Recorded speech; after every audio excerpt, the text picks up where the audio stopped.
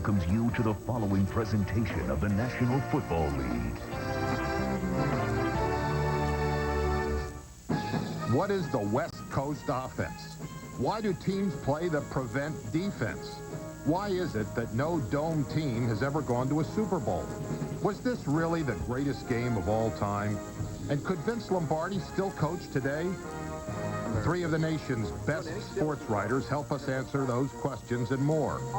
Peter King, Rick Tellender, and Michael Wilbon join us today for Myths, Lies, and Legends on NFL Films Presents.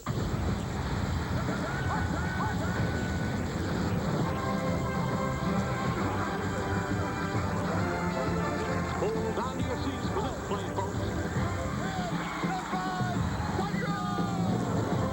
What kind of a call is that?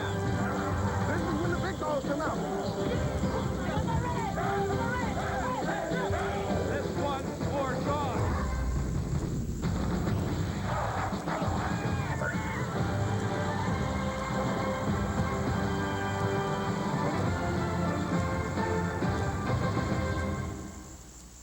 NFL Films.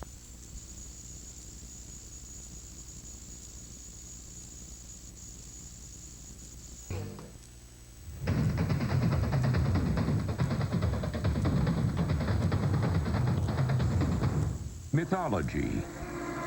By definition, it's a popular belief based on false notions. Sounds a little like pro football history, doesn't it? You know, Walter Payton was better than Jim Brown because Brown couldn't do anything else but run.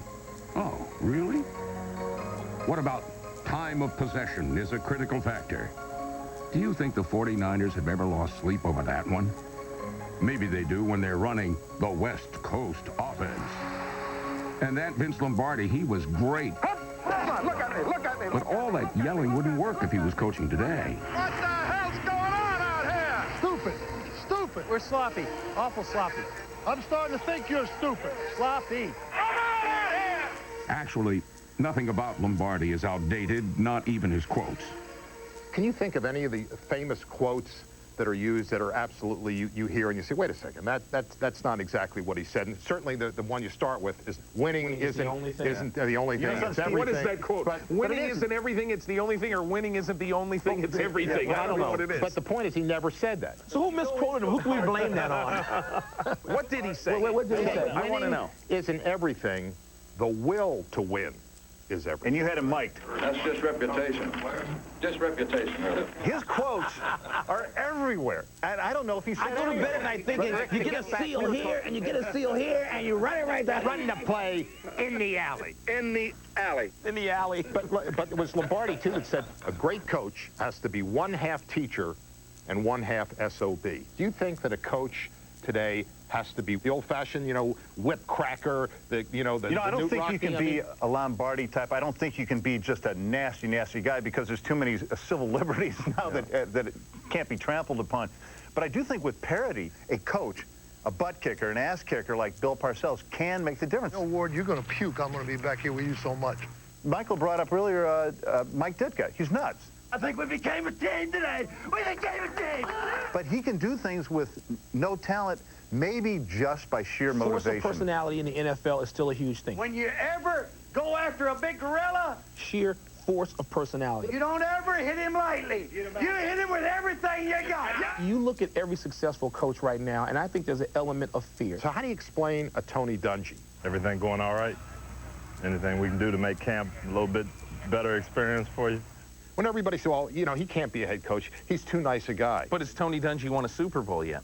Food okay? I think that ultimately a coach has to make his players fear for their jobs. Oh, God. Get him out of there, will you? If you're a great NFL coach, you have to have about 10 ruthless bones in your body. And they have to come out every now and then. Cut it up in there, or I'll get me another punt return. I don't really give a Here's Terry Glenn. He comes out of college, and he needs a coach. He needs a father figure to whip him into shape. Well, he missed again today, so we'll see. She's making progress, yeah, I think. Even though Bill Parcells makes fun of him the way he did, calling him she, he still goes out and has a great 90-catch season. Next year, he catches 27. Year after that, he doesn't go to the off-season program full-time. This guy needs somebody to kick him in the rear end, and that somebody was Bill Parcells. Peter, I think Favre's a good example. Favre he has become a great leader. He was not that when he arrived in Green Bay. And Holmgren is that. Are you all right? Yeah. No more rocket balls, please. Well, I was chinged up. No, I know. You know, you're afraid to screw up for Parcells, right? I mean, you are afraid. You were afraid to screw up under Joe Gibbs. You know, you may or may not have had great leaders as players on that team. Brett Favre learned that behavior. He did not bring it with him from You brought up Holmgren. People thought he was a nice guy. I think last year we saw him with, what, that kid, Schroeder? He's a maniac. He can be ruthless. How do you feel about getting your ass cut tomorrow? How's that rub you? I remember a quote from Lombardi. He said, "I don't build character. I eliminate the people that don't have it." I'll tell you something, Leroy. You're not going to get your job back unless we get a better performance. Who did Jimmy Johnson, like, cut the morning after he screwed up when he was with Dallas? The running back from Pitt. He just said, get out. If you're going to get rid of somebody, it can't be the kicker. It's got to be some real player, right? Yeah, but no. Well, Lombardi, of course, fired Jim Ringo when he came in with his agent. There's that. Now, that could be apocryphal, too. I don't know. That's probably another. These apocryphal tales become myths that are passed on, and it doesn't matter if they actually happen. They are apocryphal as long as because the players believe it. That's right. Then it works. I went to Henry Jordan's house once. We did an interview, and we were talking about Lombardi, and I went into the bathroom, and right opposite the commode, you know, where you sit down, was a picture of Lombardi. And I came out and I said, you know, Henry, how could you have a picture of the coach after you tell me how much you revered him and how he changed your life? And he's right opposite the toilet. He said, if anybody could scare the crap out of you, it was Coach Lombardi. I'm surprised you didn't have toilet paper with individual sheets with Lombardi's face Did that make it on? Did that make it in the interview? No. That was. I'm driving back. What was that quote in Liberty Valance that John Ford Western? When legend becomes fact, you print the legend. I don't know, but I like it. Vince said that, didn't he? Grab, grab, grab. Nobody tackle. You go into a car dealership in America, go into any salesman's office, and there's a plaque of Vince Lombardi up there. We'll be back. And it's got quote after quote. Coming up, why dome teams going into prevent defenses are left out in the cold. So the Bills have finally scored. With 8:52 left in the third quarter, they go 50 yards. From a 31-3, it was all of a sudden 31-24, and then you had a football game. So I'd never seen anything like that. But we went into this prevent type of defense, and they picked it apart. Back to throw. He looks. He throws. Touchdown! And the Bills are in the lead with 3:08 to play. Honeywrist. West Coast offense. Kramer started on that famous goal line. Popular legend says that the 1958 NFL Championship was the greatest game in NFL history. But what's rarely reported was the sloppy play by both teams, or that the Giants might have easily won the game had they not gone into a prevent defense in the final minutes. On the other hand, maybe there was no stopping Johnny Unitas. With his short drops and quick releases, he drove the Colts into field goal range, although no one called it the West Coast offense back then. Steve Myra's last-second game-tying kick and Alan Amici's overtime touchdown provided a truly dramatic conclusion. But the greatest game ever played? You go back and you look at the stats, 7 turnovers in the game, which is 2 less than the number of turnovers had in Super Bowl V, you know, between the Colts and the Cowboys. Everybody call that a blunder bowl. How does something like this get started where a game is suddenly called the greatest game ever played? Because that was the first game a lot of people saw on television, plus 2 biggest drives of Johnny Unitas' life up to that point. Probably against the prevent defense, too. The prevent. Yeah. I would blame, we'll get to that later. I blame the writers like Michael and Peter for turning this into something larger than what it really was, and NFL Films. And the voice of John Facenda. Look, when you're growing up... Now, wait a second. John Facenda never even did this game. Well, see, we thought he did. Wait a second. You're blaming us. NFL Films didn't start until 1962, you know so I washed my hands of this. Didn't you do the halftime show for this game? But Steve, seriously, I mean, Peter and I believe, were born the same year, 1958. But yet the game seems like the biggest game ever when you're growing up. I mean, you continually see it, and time makes it better. Over time, it gets romanticized. The greatest game of all time. Do you think that we could all agree that it was the Ice Bowl? It was the greatest NFL Films game of all time. Know ye not that they which run in a race run all, but one receiveth the prize? So run that ye may obtain.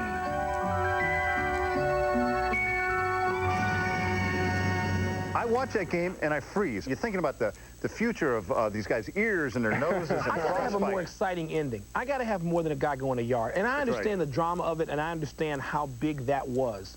But I gotta have a more dramatic play.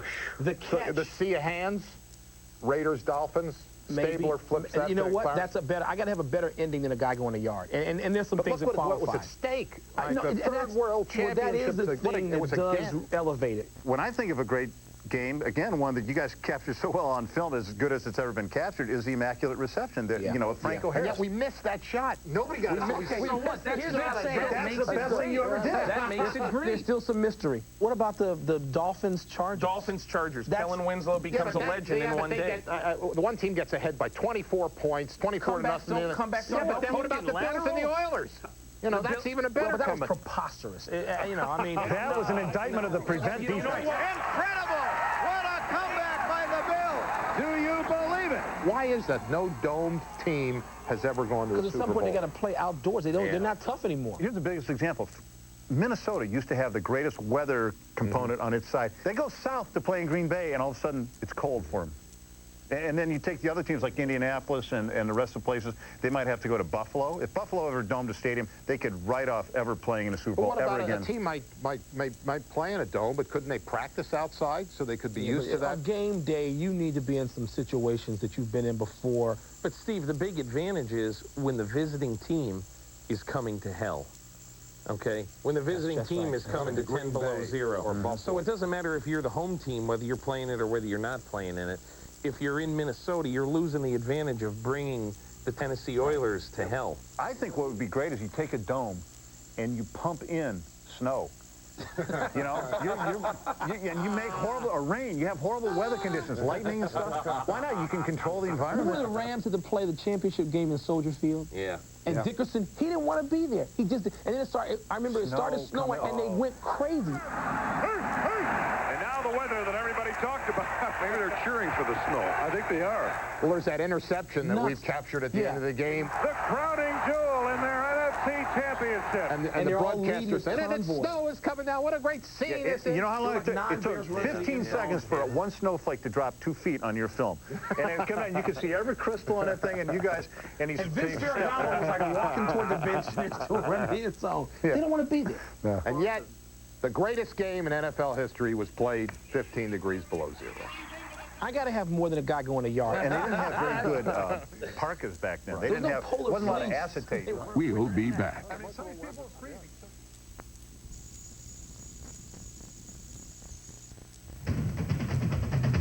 West Coast. But then you look at that, we don't care what Okay, maybe the Ice Bowl wasn't the greatest game. However, that final drive to glory was memorable.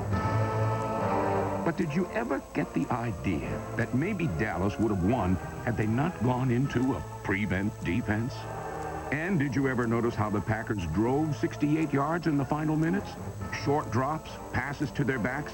Was that a West Coast offense on the frozen tundra? It's not a West Coast offense. They should have called it the Sheboygan offense or the Wisconsin offense. Mike, let me start with you. When I say West Coast offense, what does that mean? Whatever the 49ers were running today. Peter? Three and five step drop, bang, bang, bang, read, hit the short guy, hit the intermediate And you know what? guy. The guy on the run so he can take You almost use it as as in the old days they used a running attack. Yeah. I mean, you keep possession, speaking of time, you keep I heard that possession with the of the run ball. and shoot, though, too. It's no better than your personnel. You do it with Joe Montana and you do it with Steve Young, and it works. You got Jerry Rice, you throw a 5-yard slant to him, and he runs 80 yards for touchdowns. I mean, that's the West Coast offense. Where did that phrase come from? I mean, West Coast, it came from San Francisco. What are they going to call it, the Pacific Rim offense? I mean, you got to call it something. But who first coined that, Rick? Where did you think? Well, let's ask Peter. Probably you did. What did I a say, sports writer? no. I think it was actually Sid Gilman. Now, Sid Gilman invented it, in my belief. Maybe Walsh picked it up, but what about Bill Parcells? Didn't he say the West Coast yeah. offense doesn't work here in the Northeast? And what, that was after they beat the 49ers. Yeah, but Ray Rhodes and John Gruden really showed him, didn't he? Don't bring that weak West Coast stuff out here.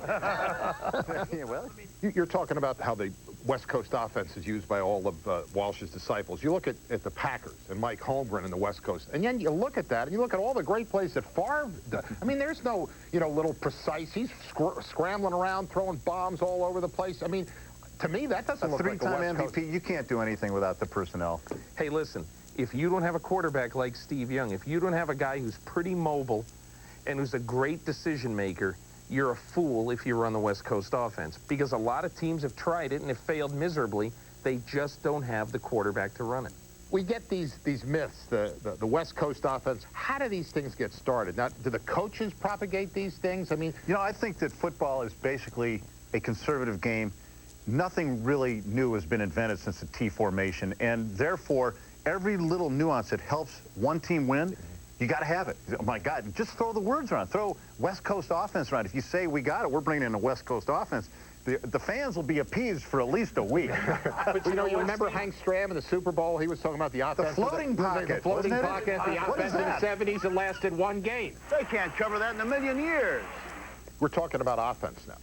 Let's switch to defense. I think any offense will work if the defense goes into the prevent defense. Yeah. How did that start? Well, the first thing that is one that's got to be the biggest myth. The prevent defense is so bad, they don't even call it prevent. They call it prevent. Who says prevent? It's so stupid. Basically, what they're saying is, we got the lead. You never go into it unless you got the lead. Well, so who invented that? Don't let anybody get behind you. Well, okay, why not just line up in the end zone and nobody will get behind you? So it's a guaranteed way for the offense to march down the field as fast as it possibly can. And you can look historically, go to the Super Bowl 25, and I think Parcells went into that prevent defense, and if Norwood kicks the field goal, you know, the prevent defense lost. Super Bowl. What about the Super Bowl? The 49ers beat the Bengals. And we had Sam Weiss mic'd, and you see the 49ers go right down the field, and they're and the Bengals are in a prevent defense.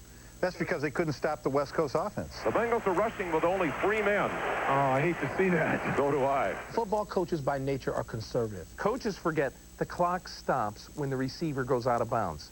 So you can get a 12-yard gain, and if you tell your receivers, we don't care what you do, just get out of bounds as soon as you catch it, you can easily drive down the field and get in position to score, whether you score or not, in 40 or 50 seconds. Two things also don't work about it. The wide receivers' eyes get huge when they see it. All of a sudden, they've got openings all over the field that they never had before, and the defensive backs don't really know how to play it. You mean, I give up this. I'm not used to giving up anything, but now I do give that up.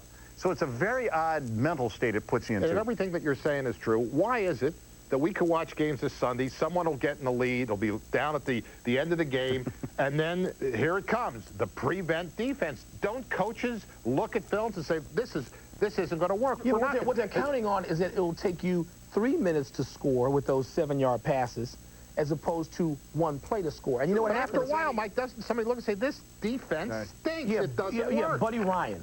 Okay, some sociopath does it. I mean, you got to be a gambler to say, you know, to hell with the prevent defense, let's kill the quarterback again. You look at the Super Bowl this year when the Packers had the ball at the very end.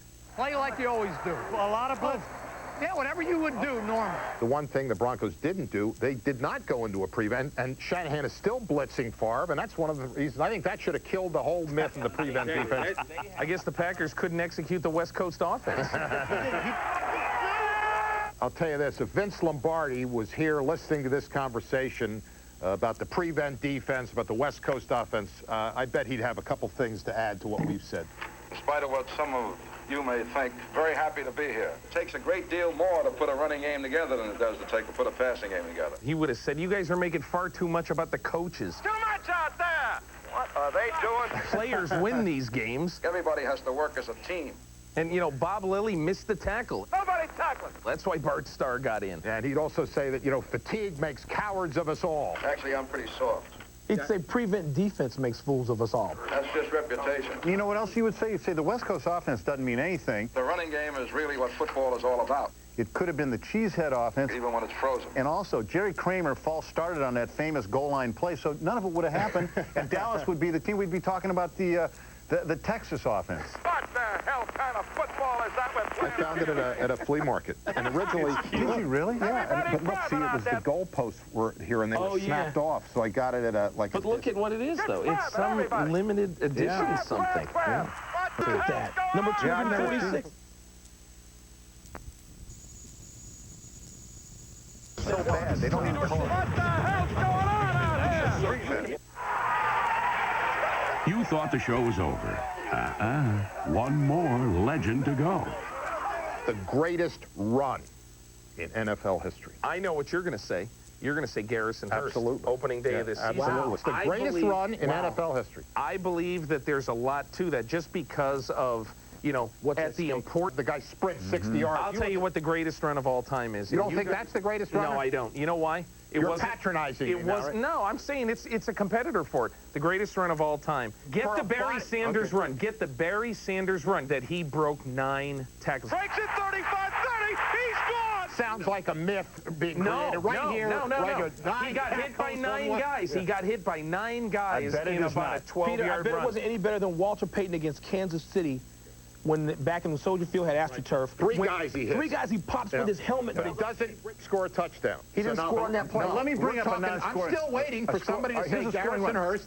How about Tony Dorsett, 99 yards? Dorsett at the middle. Here he goes. Cuts to his right. He's going all the way. 99. Plus, he only had 10 men on the field. The Cowboys only had 10 men. Well, that's their fault for being stupid. No, but the Cowboys on offense. Tony Dorsett, But if you look at the 99 yards.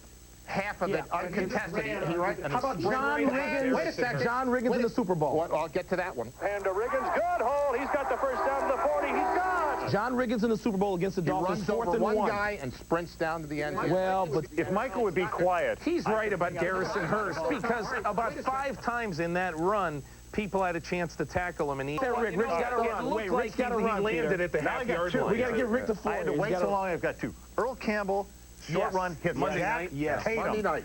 The killer. No he jersey. hits the assassin and knocks him cold. I think they knock each other out, and he scores. I know, that's a and great the second shot. one, I can't have great runs without throwing in Bo Jackson. Bo Jackson, 91 running yards. over Brian Bosworth. The essence of football is captured in that collision. Hey, listen, it's your show. You're going to make Garrison Hurst the best run. You're going to edit all of us out anyway. That's it. So all of a sudden, it's all over. Garrison Hurst, greatest run of... Zimmerman of Sports Illustrated took issue over this. He wondered how Steve Sable could overlook Steve Young's epic run against the Vikings in 1988. Away. He runs, gets away again, goes. So while we thank Rick Tellender, Michael Wilbon, and Peter King, by the way, Peter, we didn't edit you out. I'll tell you what the greatest run of all time is. We look forward to the continuation of this discussion when Zimmerman and Sable square off in 3 weeks. He dives. Touchdown, 49ers. Next week, no debates, just straight talk from the sidelines to the locker room as we explore the language of the game on NFL Films Presents, which premieres each Tuesday at 8 p.m. on The Deuce. For additional airtimes, check your local listings. Edge Pro Gel for unsurpassed comfort. Lose the foam. Save your skin. ESPN thanks you for watching this NFL Films production.